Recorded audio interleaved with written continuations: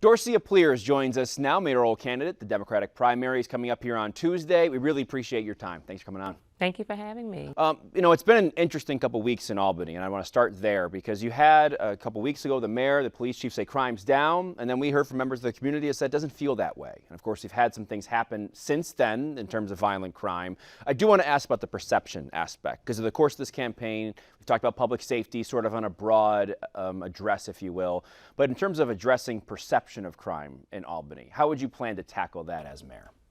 So I think one, it's continuously putting the message out about what the data tells us, because I think that's important too. People need to know what the facts say in terms of the incidents that have been reported and what we're seeing in terms of a decline in crime. With that being said, we also have to acknowledge that all crimes are not reported.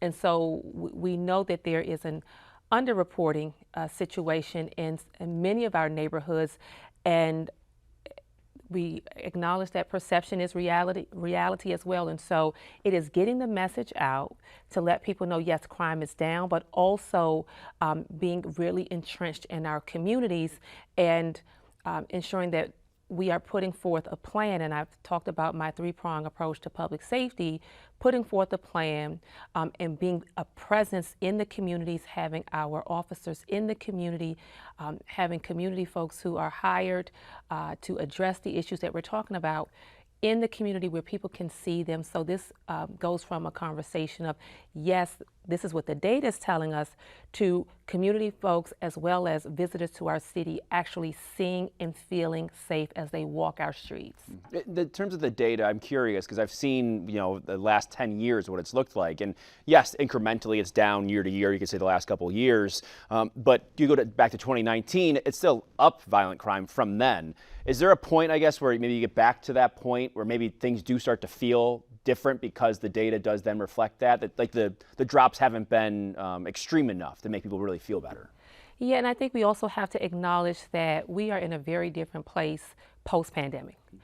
What we're seeing is an increase in those who are unhoused, an increase in substance use, and an increase in people with mental health issues. I've spoken to some of our nonprofit leaders who have said what they're seeing looks even worse than during the crack and heroin epidemics in the 80s.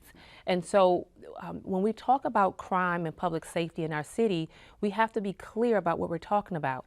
Gun violence looks different than someone encountering someone with a mental health crisis on the street. And so we are continuing to see more and more people who are on the streets, who are unhoused, who have mental health issues, and in some cases, people using right in our neighborhoods. And so we have to think broadly about, when we're talking about crime, being very clear, or talking about public safety, and not only addressing gun violence and domestic violence situations, but also proactively addressing what we're seeing as a fallout of the pandemic, with the trifecta of substance use being up, unhoused neighbors, having more of them out in the neighborhoods and downtown, but also the increase in the uptick in mental health crisis. I want to talk specifically what happened on Wednesday. You had the individual who threatened the U.S. attorney with a knife, a scary situation. The reports say this was an undocumented immigrant that was involved as the suspect here, you could say. And then you had the Republican side mainly saying this is a result of the sanctuary city policy of Albany. Do you agree with that? So what I would say is, first, and I'm so grateful that the U.S. attorney is safe as an individual, but also as I'm sure his family. That's a scary thing, and so I'm glad that he was not harmed.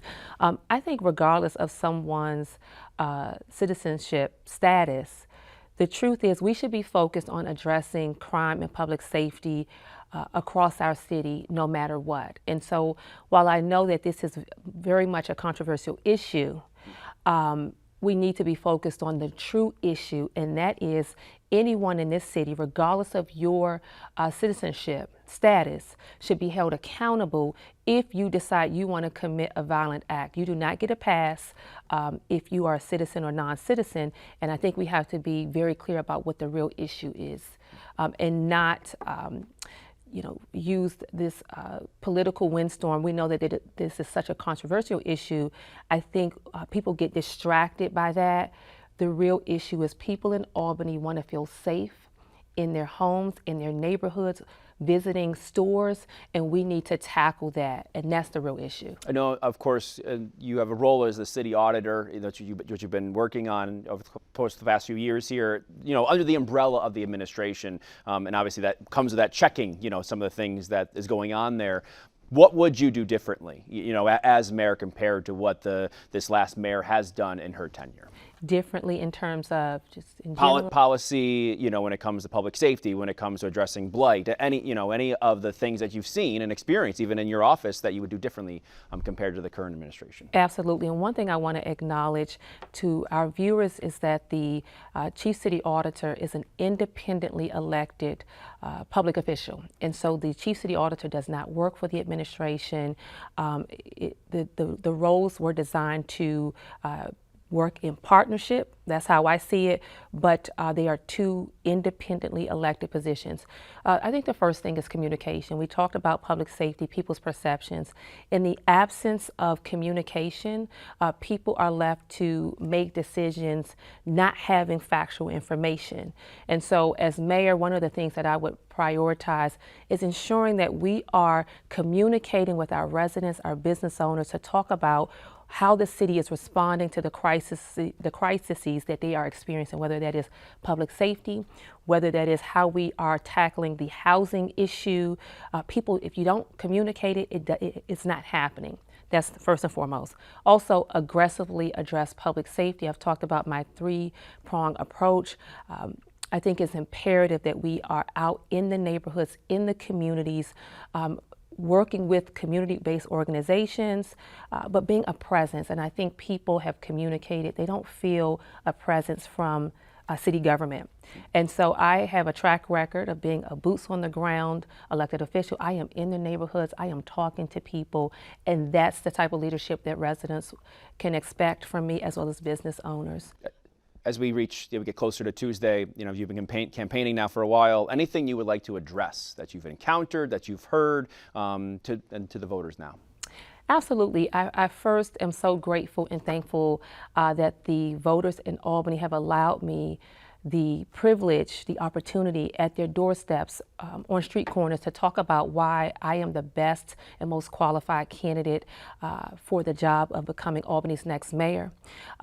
Our city is at a crossroads, and people want change. People want to see Albany move forward. We are a historic city in need of a new vision and a new path forward. And I am prepared to lead, capable of leading, and have a track record of fighting for Albany. This is my home. This is the home that all of us in Albany feel that Albany deserves a fighting chance, and what our residents can always expect from me is someone who will fight for Albany and fight for our home. My last question is, who inspires you? As you go through this, as you think about your role and your work in public service and public office, who does inspire you?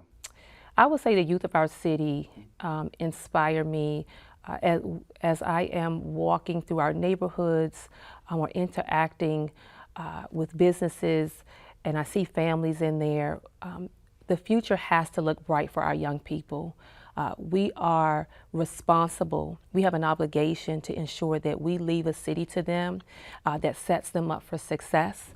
And despite the challenges that some of our youth are growing up in, this is a very different world and time, and it's hard to navigate for adults, and so even more so for our young people. And so I am so inspired by our young people, and that alone, including my own two little girls that I'm raising in the city of Albany, it requires of me to rise to the occasion, to lead with integrity, and to work and fight to ensure that we are leaving behind a city that is great, that has safe streets, thriving neighborhoods, that is robust with opportunities, economic growth, and investments in our youth, and most importantly, a city that is fun and vibrant so that some of our youth want to stay in the city of Albany. Is there an individual that inspires you?